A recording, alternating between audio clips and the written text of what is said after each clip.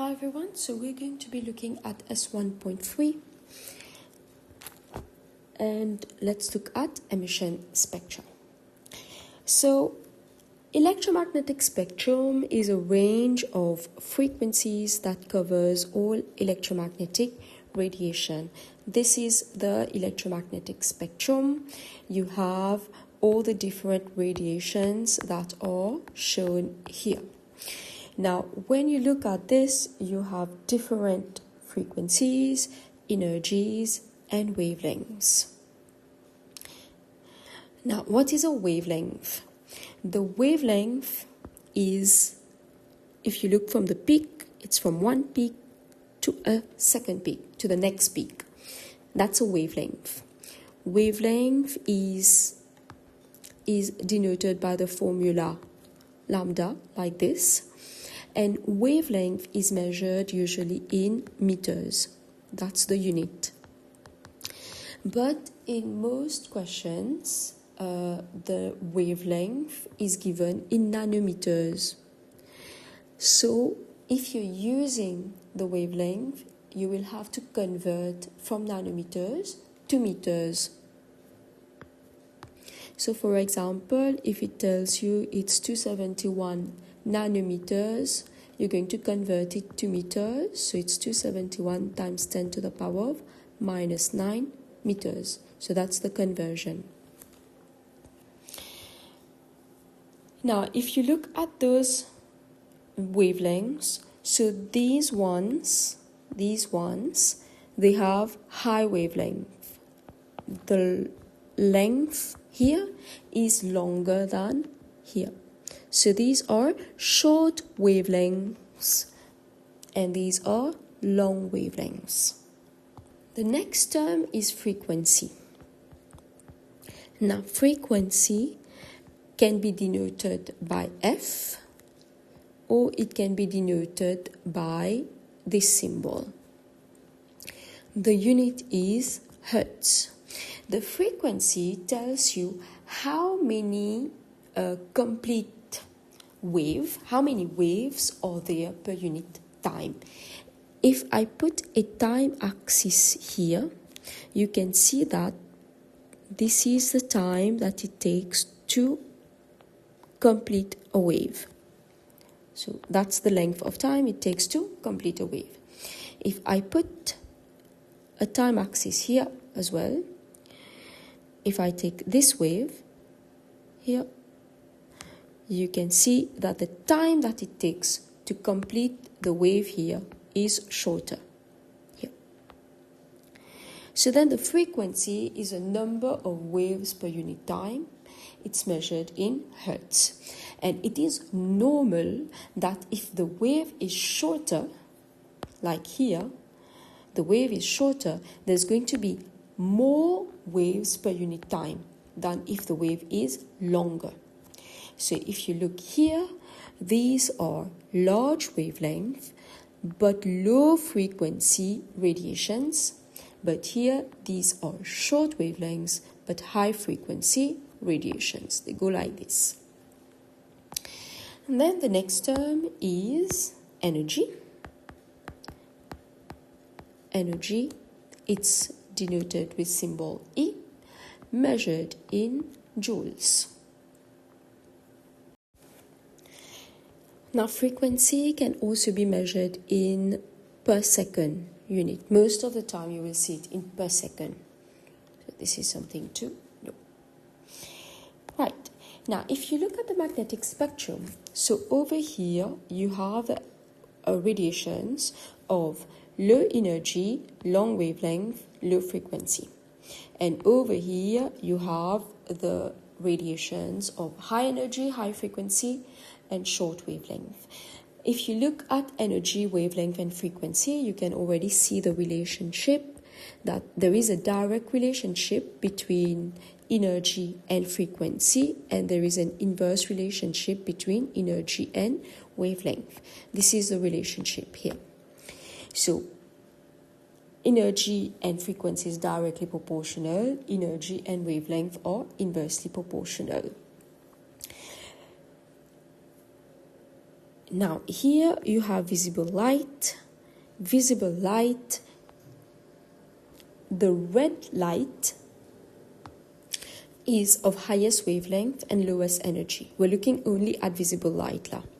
So this is red light, highest wavelength, lowest energy. So when a radiation has high energy, normally it's damaging. But red light has lowest energy, so it's least damaging. And when you look at violet, violet is the lowest wavelength, but it is the highest energy. And it starts to get a little bit more damaging. So if you look at here, UV light, this is what we get from the sun. So that's why we get sunburns, because this is radiations of high energy. And infrared, which is IR, microwaves, radio waves, these are radiations that we have in our daily life, and these are less damaging. Now we are going to look at equations. This is a first equation which is given in the data booklet. C is the speed of light measured in meters per second, and the value is given in the data booklet. V is the frequency, like mentioned here. This is frequency of light, and frequency is measured in hertz or usually in per second. You will see mostly per second. And then lambda, this is wavelength. And wavelength must be in meters here because speed of light is in meters per second. But most of the time the wavelength is given in nanometers, so make sure you convert nanometers to meters. If you look in the data booklet, section 1, you will see this equation here, E is equal to F lambda.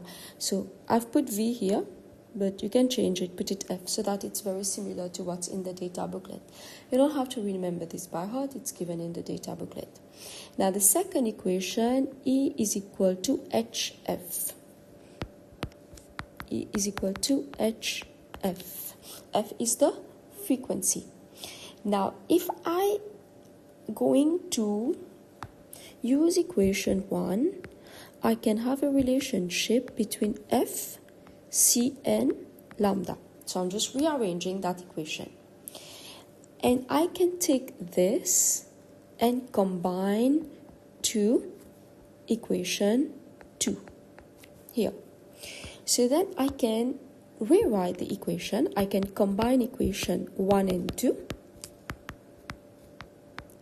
And get E is equal to HC over lambda. So you don't have to do two calculations. You can do one calculation and get the value of energy. And what is H? H is the Planck's constant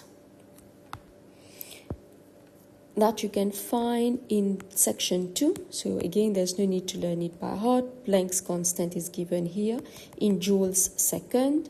So Planck's constant, H is Planck's constant, C is speed of light. Speed of light is here. Unit is given, meters per second. Lambda is the wavelength in meters. E is the energy in joules. Now I'm going to take this as an example. It's not in the worksheet, but you can take it down and then work it out. It's an opportunity to apply the equation. So it says that hydrogen exhibits two emission lines. We're going to see what are emission lines. So one has a wavelength of this and the other one has a frequency of this. Can you see? So wavelength is given in nanometers. So you will have to convert it to meters, and frequency is given in per second. So this is fine. Calculate the frequency of D1. So Here the wavelength has been given. So you will need to find frequency. I will be using this equation here. So frequency is equal to C over wavelength. How do I know I need this equation? But I'm just looking at the known and the unknown. Let's look for D1. So known is wavelength and unknown is frequency. So I look in my data booklet. I look at what equation relates wavelength to frequency. It's this one. So it's the first equation, and then it's related with a constant c. What is constant c? Constant c is the speed of light. So then I'm going to find frequency because this is my unknown. So frequency is c over wavelength. So I'm using this. So then it's going to be the speed of light divided by wavelength. Now be careful here, this is in nanometers. So then wavelength here is 656 nanometers, which is 656 times 10 to the power of minus 9 meters. So I'm just going to use it like this. And then you calculate, you will get the frequency in per second. If you do it right, you should get this answer here. Now I'm giving my answer to free SF because this is free SF and this is free SF. Then calculate the wavelength. Now when it's asking you to calculate the wavelength, you could leave your wavelength in meters or you could give it in nanometers. I'm going to choose to give it in nanometers because this is given in nanometers here. So then for the second part, calculate the wavelength. It's still the same equation. So then wavelength now is going to be C divided by frequency. In this case, there's no conversion to be done. Frequency is in per second.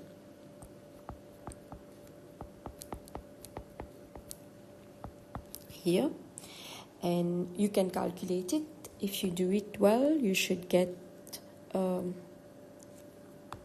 then if you convert this to nanometers, so you multiply by 10 to the power of 9 to convert to nanometers, so it gives you 486 nanometers. But again, this is optional. This is fine as an answer. Next, you have continuous versus line spectrum. This is super easy. This is what a continuous spectrum looks like. You have all the frequencies, you have all the wavelengths. So it contains all the frequencies, all the wavelengths. But in an emission line spectrum, you see continuous, it continues. It's very fluid. But in a line spectrum, you see only specific colors, so specific lines. So it shows only certain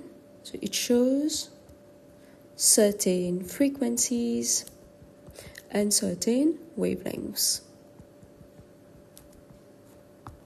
We're going to stop here for today, and then next time we're going to move on to line emission spectrum in hydrogen.